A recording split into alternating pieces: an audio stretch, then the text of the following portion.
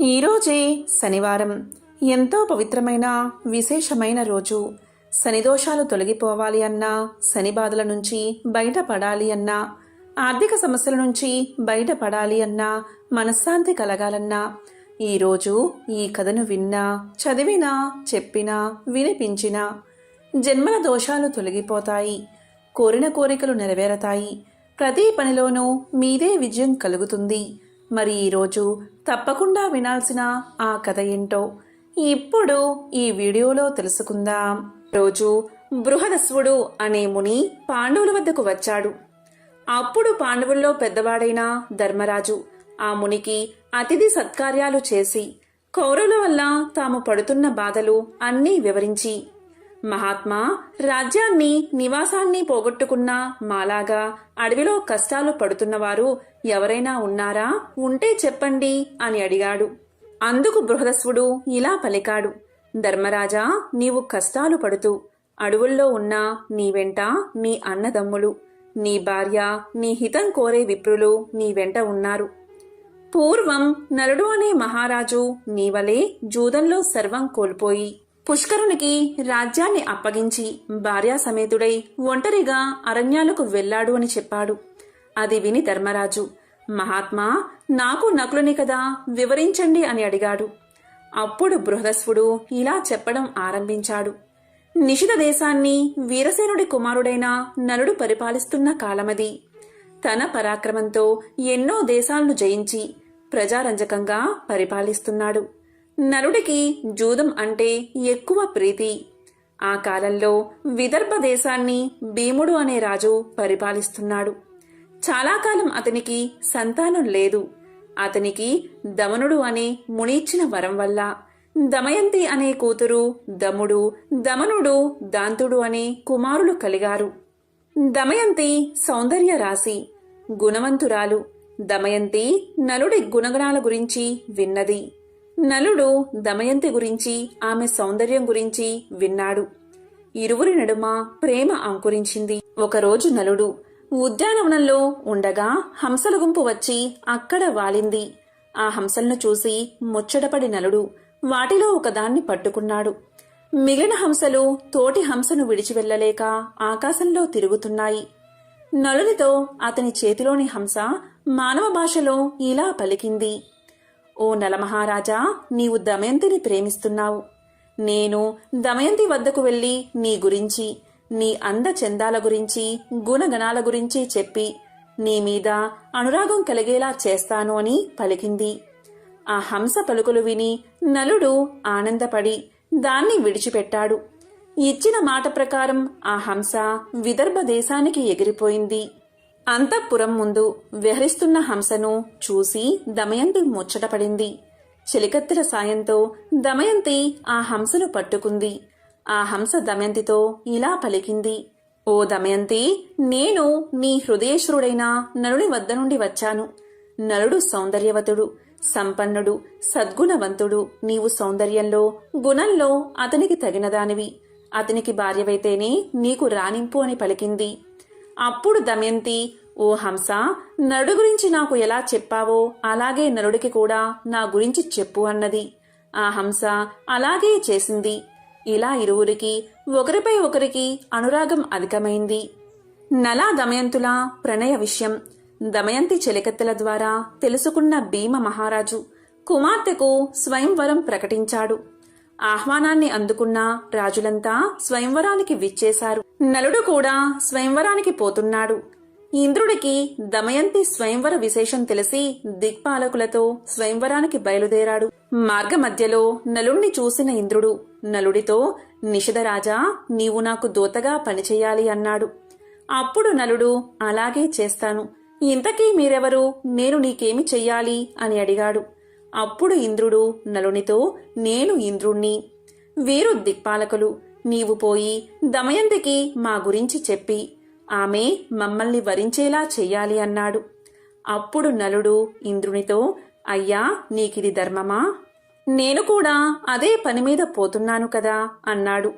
అప్పుడు ఇంద్రుడు నలునితో, నీవు మాకు మాటిచ్చావు కనుక ఈ కార్యం చేయవలసిందే. ఇది దేవతా కార్యం. నీవు చేయగలవు, మాట తప్పడం ధర్మం కాదు. మా మహిమ చేత అంతఃపురానికి వెళ్లడానికి నీకు ఎవరూ అడ్డు చెప్పరు అన్నాడు. గత్యంతరం లేక నలుడు దమయంతి అంతఃపురంలో ప్రవేశించాడు. నలుడు దమయంతిని మొదటిసారిగా చూసి హంస చెప్పిన దానికంటే దమయంతి సౌందర్యవతి అనుకున్నాడు. దమయంతి ఆమె చెలికత్తెలు నలుణ్ణి చూసి ఆశ్చర్యపోయారు. దమయంతి నలుణ్ణి చూసి, మహాత్మా, మీరు ఎవరు? ఎక్కడి నుండి వచ్చారు? ఈ అంతఃపురంలో ఎవరికీ కనబడకుండా ఎలా ప్రవేశించారు అని అడిగింది. అప్పుడు నలుడు దమయంతితో, నా పేరు నలుడు, నేను దేవదూతగా వచ్చాను. దిక్పాలకులు వారిలో ఒకరిని వరించమని నీకు చెప్పమని నన్ను పంపారు అన్నాడు. నలుడి మాటలకు ఆమె మనసు కష్టపడింది. అయ్యా, నేను మానవకాంతను. నమస్కారం చేయవలసిన దేవతలను వరించడం ధర్మమా? నాడు హంస చెప్పింది మొదలు నిన్నే నా భర్తగా తలుచుకుంటున్నాను. నా తండ్రి భీమరాజు మిమ్మల్ని ఇక్కడికి రప్పించడానికే స్వయంవరం ప్రకటించాడు. మీరే నా భర్త కనుక నన్ను స్వీకరించండి, లేకుంటే నా ప్రాణాలను తీసేసుకుంటాను. అంతేకాని ఇతరులను వరించను అని దమయంతి ప్రార్థించింది. అప్పుడు నలుడు దమయంతితో, దమయంతి, దేవతలు ఐశ్వర్యవంతులు, జరా మరణాలు లేనివారు. వారిని కాదని జరామరణాలకు ఆలవాలమైన నన్ను కోరడం న్యాయమా అని పలికాడు. ఆ మాటలు విని దమయంతి దుఃఖించింది. ఆమె నలుడితో, నేను ఒక ఉపాయం చెప్తాను. అందరి ముందు నేను దేవతలను ప్రార్థించి మిమ్మల్ని వివాహం చేసుకుంటాను. అప్పుడు మీకు దేవతల మాట వినలేదన్నా దోషం ఉండదు అని పలికింది. ఆ మాటలు నలుడు ఇంద్రుడికి చెప్పాడు. అది విని దిక్పాలకులు, దమయంతి మమ్మల్ని ఎలా వరించదో చూస్తాము అని అందరూ నలుడి రూపంలో స్వయంవరానికి విచ్చేశారు. స్వయంవర మండపంలో ఒకేసారి 5 నల్లు కనిపించారు. దమయంతి వరమాల పట్టుకుని వచ్చింది. మనసులో ధ్యానించి, దేవతలారా, నలుణ్ణి గుర్తుపట్టడంలో నాకు సహకరించండి, మీ నిజ రూపాలతో ప్రత్యక్షం అవ్వండి అని ప్రార్థించింది. వారు దమయంతిని కరుణించి తమ నిజరూపాలతో ప్రత్యక్షం అయ్యారు. నలా దమయంతులకు వైభవోపేతంగా వివాహం జరిగింది. ఇంద్రాది దేవతలు అనేక వరాలిచ్చి అనుగ్రహించారు. ఇలా దేవతలు దమయంతి స్వయంవరం చూసి దేవలోకం వెళ్తూ ఉండగా దేవతలకు కలి పురుషుడు కనిపించాడు. ఇంద్రుడు కలిపురుషుని చూసి, ఎక్కడికి పోతున్నావు అని అడిగాడు. అప్పుడు కలిపురుషుడు, భూలోకంలో జరుగుతున్న దమయంతి స్వయంవరానికి పోతున్నాను అన్నాడు. ఆ మాటలకు వారు నవ్వి, దమయంతి స్వయంవరం జరిగింది, ఆమె నలుణ్ణి వివాహం చేసుకుంది అన్నారు. దీంతో కలికి కోపం వచ్చింది. నలుడిని రాజ్యభ్రష్టుణ్ణి చేసి వారిద్దరికీ వియోగం కల్పించాలి అనుకున్నాడు. నలుడు ధర్మాత్ముడు. కలి ప్రవేశానికి చాలా కాలానికి గాని అవకాశం రాలేదు. ఒకరోజు నలుడు మూత్ర విసర్జన చేసి పాద ప్రక్షాళన చేయకుండా సంధ్యావందనం చేశాడు. ఆ శౌచాన్ని ఆధారం చేసుకుని కలి అతనిలోకి ప్రవేశించాడు. నలుడి దాయాది అయిన పుష్కరుని వద్దకు వెళ్లి నలుడికి జూద వ్యసనం ఉందని అతనితో జోదమాడి అతని రాజ్యాన్ని గెలవచ్చని నమ్మబలికాడు కలి. బ్రాహ్మణ వేషంలో పుష్కరునితో నలుడి వద్దకు వెళ్లి జూదానికి ఆహ్వానించాడు. జూదానికి పిలిస్తే పోకపోవడం ధర్మం కాదని నలుడు జూదమాడ్డానికి అంగీకరించాడు. జూదం మొదలైంది. నలుడు తన రాజ్యాన్ని, సంపదలను వరుసగా పోగొట్టుకుంటున్నాడు. అయినా ఆడ్డం మానలేదు. సమస్తం పోయే వరకు ఆడాడు. దీంతో దమయంతి దుఃఖించి ఓడే కొద్దీ గెలవాలనే పంతం పెరుగుతుంది, ఏమీ చెయ్యలేము అని సరిపెట్టుకుంది. నలుడు ఓడిపోవడం తథ్యమని గ్రహించిన దమయంతి తన కుమార్తె ఇంద్రను, కుమారుడు ఇంద్రసేనను, సారథిని తోడిచ్చి విదర్భలో ఉన్న తండ్రి వద్దకు పంపించేసింది. నలుడు తన రాజ్యాన్ని కోల్పోయి నగరం వెలుపులా 3 రోజులు ఉన్నాడు. జూదంలో సర్వం పోగొట్టుకున్న నలుణ్ణి చూడడానికి ఎవరూ రాలేదు. ఆకలికి తట్టుకోలేకపోయాడు. ఆకాశంలో ఎగురుతున్న పక్షులను పట్టడానికి తన పైవస్త్రాన్ని వాటి మీద విసిరాడు. ఆ పక్షులు ఆ వస్త్రంతో సహా ఎగిరిపోయాయి. దీంతో నలుడు సిగ్గుపడి తన భార్య కొంగును పైవస్త్రంగా కప్పుకున్నాడు. ఆ దుస్థితికి తట్టుకోలేని నలుడు, దమయంతి, ఇక్కడ 4 మార్గాలు ఉన్నాయి. ఇది నీ పుట్టిల్లు విదర్భ దేశానికి పోయేదారి, ఇది దక్షిణ దేశానికి పోయే మార్గం, ఇది కోసల దేశానికి పోయే మార్గం, ఇది ఉజ్జయిని దేశానికి పోయే మార్గం, వీటిలో మనకు అనుకూలమైన మార్గమేదో చెప్పు అన్నాడు. ఇంకా భార్యతో ఇలా పలికాడు. నీవు అడవులలో కష్టాలు పడలేవు, నీ తండ్రి ఇంటికి వెళ్లి సుఖంగా ఉండు అని చెప్పాడు. అప్పుడు దమయంతి ఇలా పలికింది. అవును నాదా, మనమిద్దరం విదర్భకు వెళ్లి సుఖంగా ఉందామని చెప్పింది. అప్పుడు నలుడు, దమయంతి మహారాజుగా విదర్భలో తిరిగినవాడిని రాజ్యభ్రష్టుడిగా ఎలా రాగలను చెప్పు? అన్ని రోగాల కన్నా పెద్ద రోగం దుఃఖం. అందుకు భార్య పక్కన ఉండడమే పరమ ఔషధం. అందుకని నీవు పక్కన ఉంటే ఎన్ని కష్టాలనైనా సుఖాలుగానే ఉంటాయి అన్నాడు నలుడు. దానికి దమయంతి, నిజమే, అందుకని నన్ను ఎప్పుడూ మీ వెంట ఉండడానికి అనుమతించండి అని పలికింది. అందుకు నలుడు అంగీకరించాడు. ఒకరోజు అడవిలో నలుడి తొడమీద తలపెట్టుకుని దమయంతి నిద్రపోతూ ఉంది. ఆమెను చూసి నలుడు, ఈ సుకుమారి నాతో అడవుల్లో కష్టాలు పడుతుంది. నా వెంట ఉండడమే ఈమె కష్టాలకు కారణం. నేనే లేకపోతే ఈమె పుట్టింటికి వెళ్లి సుఖపడుతుంది అని మనసులో అనుకుని తాను ధరించిన చీర భాగాన్ని చింపి పైన వేసుకుని ఆమెను వదల్లేక విడిచి వెళ్లాడు. నిద్ర లేచిన దమయంతి భర్త లేకపోవడం చూసి ఎంతో దుఃఖించింది. భర్తను తలుచుకుంటూ అడవిలో తిరుగుతున్న దమయంతిని ఒక కొండ చిలువ పట్టుకుంది. భయంతో దమయంతి కేకలు వేసింది. ఆ కేకలు విని ఒక కిరాతకుడు తన కత్తితో ఆ కొండ చిలువను చంపి దమయంతిని రక్షించాడు. ఆ కిరాతకుడు దమయంతి గురించి తెలుసుకున్నాడు. ఆమె నిస్సహాయతను తెలుసుకుని ఆమెను తాకబోవగా దమయంతి అతన్ని భస్మం చేసేసింది. భర్తను తలుచుకుంటూ అడవిలో దారి తెన్ను లేకుండా ప్రయాణిస్తూ ఉండగా ఆమెకు ఒక మునిపల్లె కనబడింది. అక్కడ ఆమె ముని శ్రేష్ఠుల్ని చూసింది. మునులు దమయంతిని చూసి, అమ్మా, నీవెవరు, ఒంటరిగా ఎందుకు తిరుగుతున్నావు అని అడిగారు. సమాధానంగా దమయంతి, ముని పుంగువులారా, నేను నలచక్రవర్తి భార్యను. నా పేరు దమయంతి. విధివశంతో నా భర్త నన్ను విడిచి వెళ్లాడు. నాకు వారి జాడ చెప్పగలరా? నేను భర్త లేనిదే జీవించలేను అని అంది. దానికి మునులు, అమ్మా, నీకు త్వరలోనే భర్త సమాగమం జరుగుతుంది, చింతపడుకు అని చెప్పి వెళ్లారు. దమయంతి పిచ్చిదానిలా భర్తను వెతుక్కుంటూ ఆ అడవిలో తిరుగుతూ ఉంది. ఇంతలో అటుగా పోతున్న బాటసారులు ఆమెను చూశారు. కొందరు ఆమెను పిచ్చిది అని ఎగతాళి చేశారు. కొందరు ఆమెకు మొక్కారు. వారిలో ఉన్న వ్యాపారి ఆమె గురించి తెలుసుకుని, అమ్మా, నేను నలుణ్ణి చూడలేదు, కాని మేము చేదీ దేశానికి పోతున్నాము అని పలకగానే దమయంతి వారితో, నేను కూడా మీ వెంట వస్తాను అంది. ఆ వ్యాపారి ఆమెను తన వెంట తీసుకువెళ్లాడు. వారు అడవి మార్గంలో రాత్రివేళ నిద్రిస్తున్న సమయంలో ఒక ఏనుగుల గుంపు వారిలో చాలామందిని తొక్కేసింది. వారిలో చాలామంది మరణించడం చూసి దమయంతి తన దురదృష్టానికి దుఃఖించింది. తనను చంపలేదని రోదిస్తున్న ఆమెను కొందరు బ్రాహ్మణులు ఓదార్చి ఆమెను తమ వెంట సుబాహు నగరానికి తీసుకెళ్లారు. చేదీదేశ రాజధాని సుబాహపురం చేరింది దమయంతి. ఉళ్లంతా దుమ్ముతో వీధిలో వెళ్తున్న దమయంతిని రాజమాత చూసి దాసీలను పంపి దమయంతిని అంతఃపురానికి పిలిపించింది. రాజమాత దమయంతితో, అమ్మా, నిన్ను చూస్తుంటే రాచకల ఉట్టిపడుతుంది. నీవు ఎవరు అని అడిగింది. దానికి దమయంతి, అమ్మా, నా భర్త జోదంలో రాజ్యాన్ని పోగొట్టుకున్నాడు. నన్ను అడవిలో ఒంటరిగా విడిచి వెళ్లాడు. అతన్ని వెతుకుతూ తిరుగుతున్నాను అని చెప్పింది. దానికి రాజమాత, అమ్మా, ఇక నుండి నువ్వు నా దగ్గర సైరంధ్రిగా ఉండు. నీకు ఏ లోటు రాకుండా నేను చూస్తాను. నీ భర్తను వెతికి తెస్తాను అని చెప్పింది. దమయంతి అందుకు అంగీకరించి, అలాగే ఉంటాను, కానీ నేను సైరంధ్రిగా ఎవరి ఎంగిలి తినను, పరులకు కాళ్ళు పట్టను, పరపురుషులతో మాట్లాడను. కేవలం నా భర్తను వెతుకుతూ వెళ్లే బ్రాహ్మణులతో మాత్రం మాట్లాడతాను అని చెప్పింది.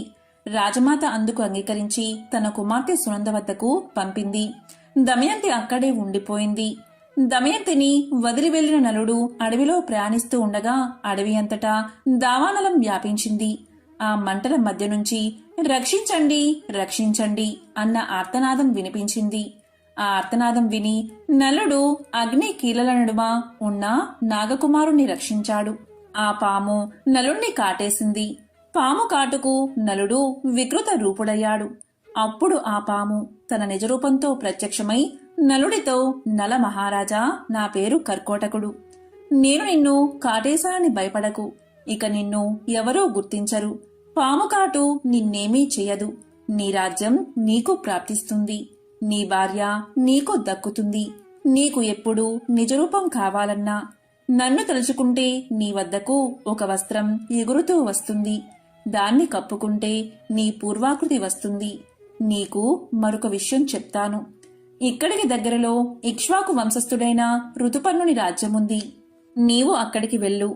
బాహుకుడు అనే పేరుతో అతని వద్ద రథసారథిగా చేరు. నీవు అతడికి అశ్వహృదయం అనే విద్యను ఇచ్చి అతని నుండి అక్షహృదయం అనే విద్యను గ్రహించు అని చెప్పి కర్కోటకుడు వెళ్లిపోయాడు. నలుడు ఋతుపర్ణుని వద్ద సారథిగా చేరాడు. అలాగే వంటశాలలో చేరి రుచికరమైన వంటలు వండిపెట్టసాగాడు. నలుడికి జీవలుడు సహాయకుడిగా ఉన్నాడు. ఎక్కడ ఉన్నా నలుడు ఎప్పుడూ దమయంతిని తలచి దుఃఖిస్తూనే ఉండేవాడు. ఒకరోజు నలుడు దమయంతిని తలుచుకుని దుఃఖిస్తూ ఉండగా జీవలుడు విని ఈ వికృత రూపి ప్రియురాలు ఎంత వికృత రూపంతో ఉంటుందో అనుకుంటూ నలుడి దగ్గరకు వచ్చి విషయం ఏమిటని అడిగాడు. అందుకు నలుడు జీవలునితో, అయ్యా, నాకు ఒక ప్రేయసి కూడానా? నాకు తెలిసిన ఒక సైనికుడు తన ప్రేయసి గురించి దుఃఖిస్తుండగా చూశాను. అతన్ని అనుకరిస్తూ ఏడుస్తున్నాను అన్నాడు. విదర్భ దేశంలో ఉన్న భీమునికి నలుడి విషయాలు తెలిసాయి. తన కూతురు అల్లుడు ఏమయ్యారో అని పరితపించాడు అతను. వారిని వెతకడానికి నలువైపులా బ్రాహ్మణులు పంపించాడు. ఎన్నో బహుమానాలు ప్రకటించాడు. చేదీ దేశం చేరిన బ్రాహ్మణుడు దమయంతి నుదుటిన ఉన్న పుట్టు మచ్చను చూసి ఆమెను గుర్తించారు. అతడు దమయంతితో, అమ్మా, నేను నీ తండ్రి వద్ద నుండి వస్తున్నాను. అక్కడి వారంతా క్షేమం. నేను నీ సోదరుడి మిత్రుడను అనగాని దమయంతి వారిని తలుచుకుని పెద్దగా రోదించింది. అది చూసిన రాజమాత ఆ బ్రాహ్మణుణ్ణి చూసి, బ్రాహ్మణోత్తమా, ఈమె ఎవరి భార్య, ఎవరి కూతురు, ఇలా ఉండడానికి కారణం ఏమిటి అని అడిగింది. దానికి అతడు, అమ్మా, ఈమె విదర్భరాజు కుమార్తె, నల చక్రవర్తి భార్య. ఈమె పేరు దమయంతి. నల మహారాజు విధివశాత్తు రాజ్యాన్ని పోగొట్టుకుని అడవుల పాలయ్యాడు. భీముని ఆజ్ఞపై ఈమెను వెతుకుతూ ఇక్కడకు వచ్చి ఈమెను గుర్తించాను అన్నాడు. అది విని దమయంతిని కౌగిలించుకున్న రాజమాత, దమయంతి, నీవు నాకు పుత్రికా సమానురాలివి. నేను నీ తల్లి దశార్ణరాజు కుమార్తెలము. నీ తల్లి విదర్భరాజును వివాహం చేసుకుంది. నేను వీరబాహుణ్ణి వివాహం చేసుకున్నాను అని పలికింది. అందరూ ఎంతో సంతోషించారు. దమయంతి బ్రాహ్మణుడితో పుట్టింటికి ప్రయాణమయ్యింది. రాజసౌధంలో ఉన్న దమయంతి భర్త వియోగంతో బాధపడుతూనే ఉంది. ఆమె తన తండ్రితో, నా భర్తను తక్షణం వెతికించండి, ఆయన లేకుండా నేను బతకలేను అంది. భీముడు వెంటనే బ్రాహ్మణుల్ని పిలిచి నలుణ్ణి వెతకమని చెప్పారు. వారితో దమయంతి ఇలా చెప్పింది, నా భర్త ఇప్పుడు రాజ్య భ్రష్టుడు కనుక మారువేషంలో ఉంటాడు. మీరు వెళ్లినా రాజ్య సభలలో ఈ విధంగా ప్రకటించండి, నీవు సత్యసంధుడువు కాని నీ సతిని వంచావు. ఆమె సగం వస్త్రం ధరించి వెళ్లావు. అలా చేయడం ధర్మమా? నాపై కరుణ చూపు అని చెప్పండి. ఈ మాటలకు ఎవరైనా రోషపడి బదులిస్తే నా వద్దకు వచ్చి చెప్పండి అని పలికింది. అలా నలుణ్ణి వెతకడానికి వెళ్లిన వారంతా నలుని జాడ తెలుపకపోయినా వారిలో పర్ణాదుడు అనే విప్రుడు దమయంతితో, అమ్మా, నేను ఋతుపర్ణుని రాజ్యంలో నీవు చెప్పినట్లే చెప్పాను. అక్కడ ఒక కురూపి వంటవాడు సారథి అయిన బాహుకుడు అనేవాడు నన్ను రహస్యంగా కలుసుకుని, అయ్యా, భర్త కష్టాల్లో ఉన్నా సహించి ఆదరించే భార్య ఇహలోకంలోనూ పరలోకంలోనూ సుఖపడుతుంది అన్నాడు అని దమయంతో చెప్పాడు. దమయంతి ఆలోచించగా అతడు నలుడు కాకపోతే అలా ఎందుకు బదులిస్తాడు అనుకుంది. తన అనుమానం దృఢపరుచుకోవడానికి తల్లి అనుమతితో సుదేవుడు అనే బ్రాహ్మణుణ్ణి పిలిపించింది. సుదేవా, నీవు ఋతుపర్ణుని రాజుతో, రాజా, భీముడు తన అల్లుడి కొరకు వెతికించినా ఫలితం లేదు కనుక ద్వితీయ స్వయంవరం ప్రకటించాడు. భూమండలంలోని రాజులంతా వస్తున్నారు. మరునాడే స్వయంవరం కనుక వెంటనే బయలుదేరు అని చెప్పు అని చెప్పి పంపించింది. సుదేవుడు ఋతుపర్ణునితో దమయంతి చెప్పమన్నట్లే చెప్పాడు. దమయంతి బ్రాహ్మణుని ద్వారా పంపిన సందేశం విని ఋతుపర్ణుడు స్వయంవరానికి వెళ్లాలి అనుకున్నాడు. కాని ఒక్క రోజులో విదర్భను చేరడం ఎలా అనుకుని సారథి అయిన బాహుకుని పిలిచి, బాహుక దమయంతికి ద్వితీయ స్వయంవరం ప్రకటించారు. నాకు చూడాలని ఉంది. ఒక్క రోజులో మనం విదర్భకు వెళ్ళాలి. నీ అశ్వ సామర్థ్యం ప్రకటించు అన్నాడు. సరే అని చెప్పిన బాహుకుడు అంటే నలుడు మనసులో కలతకు గురై, నేను అడవిలో నిర్దాక్షిణ్యంగా వదిలి రాబట్టే కదా దమయంతి రెండవ స్వయంవరం ప్రకటించింది. అవివేకులైన పురుషులు తాము ఏమి చేసినా భార్య ప్రేమిస్తుందని అనుకుంటారు. కాని అది నిజం కాదు. నా మీద కలిగిన కోపంతో దమయంతి ఇలా చేసిందని దుఃఖించాడు. అయినా దమయంతి పతివ్రత, ఇద్దరు పిల్లల తల్లి ఈ విధంగా రెండవ పెళ్లి చేసుకుంటుందా ఏమో, ఆ వింత చూస్తాను అని మనసులో అనుకున్నాడు. వెంటనే రథానికి గుర్రాలను కట్టి విదర్భకు ఋతుపర్ణుని తీసుకుని ప్రయాణమయ్యాడు. ఋతుపర్ణుడికి రథం పోయే వేగం చూస్తుంటే అది సూర్యుడి రథంలా, బాహుకుడు అనురుడిలా అనిపించింది. పక్కనే ఉన్న వార్షేయుడికి అదే సందేహం కలిగింది. భూలోకంలో ఉన్న నలుడికి మాత్రమే ఇలాంటి నైపుణ్యం ఉంది. కాని ఈ కురూపి నలుడు ఎలా అవుతాడు అని మనసులో అనుకున్నాడు. ఇంతలో ఋతుపర్ణుని ఉత్తరీయం జారి కింద పడింది. బాహుక రథం ఆపు, వార్ణేయుడు దిగి ఉత్తరీయం తీసుకువస్తాడు అన్నాడు. దానికి బాహుకుడు, మహారాజా మనం ఆమడ దూరం వచ్చేశాం, అంత దూరం నడుచుకుంటూ ఎలా తీసుకురాగలం అన్నాడు. అతని రథసారథ్యానికి ఋతుపర్ణుడు ఆశ్చర్యపోయాడు. తన పరిజ్ఞానాన్ని బాహుకుడికి చూపించాలన్న ఆసక్తి కలిగింది. అంతలో రథం ఒక పెద్ద వృక్షాన్ని దాటింది. ఋతుపర్ణుడు బాహుకునితో, బాహుక ఆ వృక్షంలో ఎన్ని కాయలు, ఎన్ని పువ్వులు, ఎన్ని ఆకులు ఉన్నాయో నేను చెప్పగలను అన్నాడు. దానికి బాహుకుడు, చెప్పండి మహారాజా అన్నాడు. ఋతుపర్ణుడు చెప్పాడు. లెక్కించి చూస్తే కాని నమ్మను అని రథమాపి ఆ చెట్టును పడగొత్తించి లెక్కించాడు. ఋతుపర్ణుడు చెప్పిన లెక్కకు ఖచ్చితంగా సరిపోయింది. దానికి బాహుకుడు ఆశ్చర్యపడి ఆ విద్యను తనకు ఉపదేశించమని అడిగాడు. ఋతుపర్ణుడు, బాహుక ఇది అక్ష విద్య అని సంఖ్యాశాస్త్రమన్నాడు. దానికి బాహుకుడు, మహారాజా నేను మీకు అశ్వహృదయం నేర్పిస్తాను, మీరు నాకు అక్ష విద్య నేర్పించాలి అన్నాడు. ఇలా అక్షహృదయ విద్య మహిమ వల్ల నలుల్లో నుండి కలి వెలుపలికి వచ్చాడు. తన్ను క్షమించమని నలుణ్ణి వేడుకున్నాడు.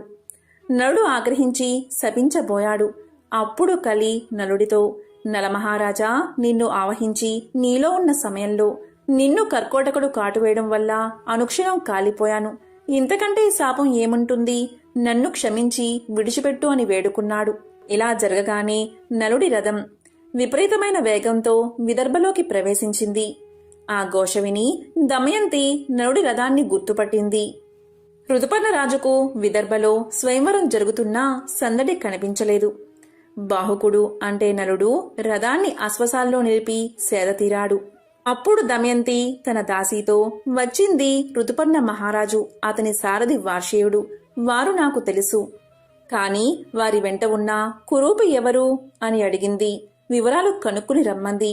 దాసి వివరాలు కనుక్కుని రాగానే దమయంతి అతను నలుడు అని నిశ్చయించుకుని తన తండ్రి అయిన భీమరాజు దగ్గరకు వెళ్లి నలుడు బాహుకుడు అని చెప్పింది. అలా చెప్పి నలుడి పాదాలపై పడి నమస్కారం చేసుకుంది. వెంటనే ఆకాశం నుండి వాయుదేవుడు, నలచక్రవర్తి ఈమె పవిత్రురాలు, పతివ్రత, నేను సూర్యుడు చంద్రుడు ఈమె సౌశీల్యం కాపాడుతున్నాము అని పలికాడు. వెంటనే నలుడు కర్కోటకుడిని స్మరించాడు. వెంటనే ఒక వస్త్రం వచ్చింది. అది ధరించగాని నలుడికి ఇంద్రతేజస్సుతో సమానమైన మనోహరమైన పూర్వరూపం వచ్చింది. దమయంతిని పరిగ్రహించాడు. ఈ విధంగా నలా దమయంతులు కలిశారు.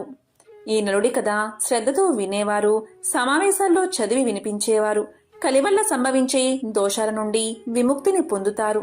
సర్వ పుణ్యకార్యాలు చేసినప్పుడు లభించే పుణ్య ఫలితాలు నలోపాఖ్యానం విన్నవారికి, వినిపించిన వారికి కూడా లభిస్తాయి. అటువంటి వారికి బహుపుత్ర లాభం, పౌత్ర వృద్ధి, ఆయురారోగ్య, ధన సంపత్తులు కలుగుతాయి. విష ప్రయోగం నుంచి బాధలు, చెడు విషయాల్లోని లంపడత్వం వారిని అంటవు. వారు ధర్మాత్ములు కాగలరు. కర్కోటకస్య నాగస్య దమయంత్య నలస్య చ ఋతుపర్ణచ్చ రాజర్షి కీర్తనం కలినాశనం. పూర్వం భక్తులు తమ తమ ఇష్ట దైవాలను ఎంతగా తమ భక్తిని చాటుకున్నారంటే సాక్షాత్తు దేవుళ్లే స్వయంగా భువికి దిగివచ్చి తమ భక్తుల కోర్కెలను నెరవేర్చేవారు. అలా తన భక్తితో స్వామిని మెప్పించిన అపర భక్తుడే బావాజీ. బావాజీ స్వామితో కలిసి పాచికలు ఆడాడు. తిరుమలలోని మాడ వీధుల్లోని ప్రధాన గోపురానికి కుడివైపున మఠం. ఆ భక్తుడు బావాజీదే. ఆ మఠంపై శ్రీ వెంకటేశ్వరుడు తన భక్తుడు బావాజీతో పాచికలాడుతున్న దృశ్యం కనిపిస్తుంది. ఈ మఠాన్ని హాతీరాం మఠం అంటారు.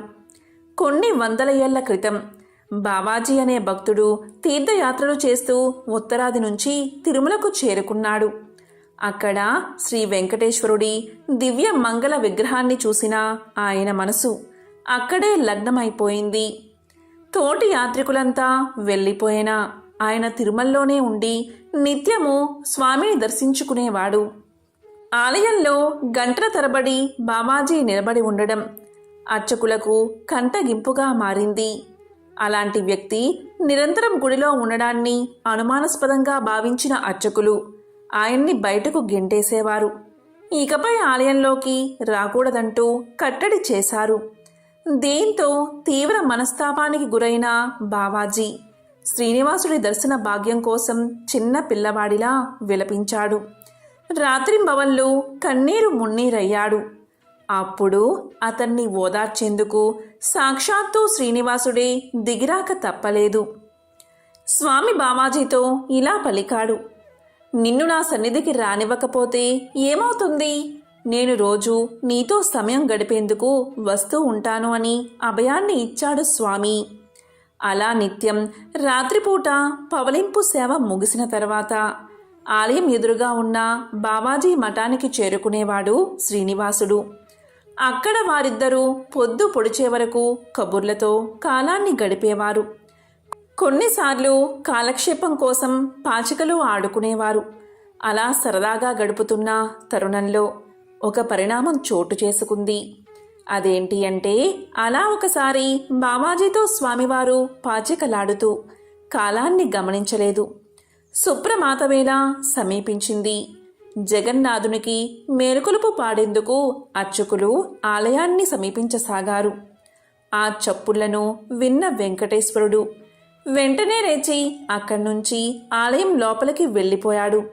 ఆ హడావుడిలో ఆయన కంఠాభరణం ఒకటి మర్చిపోవడంతో అది బావాజీ మఠంలోనే ఉండిపోయింది. ఆ ఉదయం మూల విరాట్టుని అలంకరిస్తున్న అర్చకులు ఆయన ఒంటి మీద అతి విలువైన కంఠాభరణం మాయమవడం గమనించారు. అదే సమయంలో తన మఠంలో ఉండిపోయిన కంఠాభరణాన్ని తిరిగి ఇచ్చేందుకు బావాజీ ఆలయం లోపలికి ప్రవేశించగా అతని చేతిలో ఉన్న ఆ ఆభరణాన్ని చూడగానే అర్చకులు మరేమీ ఆలోచించకుండా దాన్ని లాక్కుని బావాజీని దూషిస్తూ స్థానిక నవాబు దగ్గరకు తీసుకుపోయారు. అప్పుడు నవాబు ఆ ఆభరణాన్ని ఎందుకు, ఎలా దొంగలించావని బావాజీని ప్రశ్నించగా బావాజీ తానేమీ దాన్ని దొంగలించలేదని చెప్పాడు.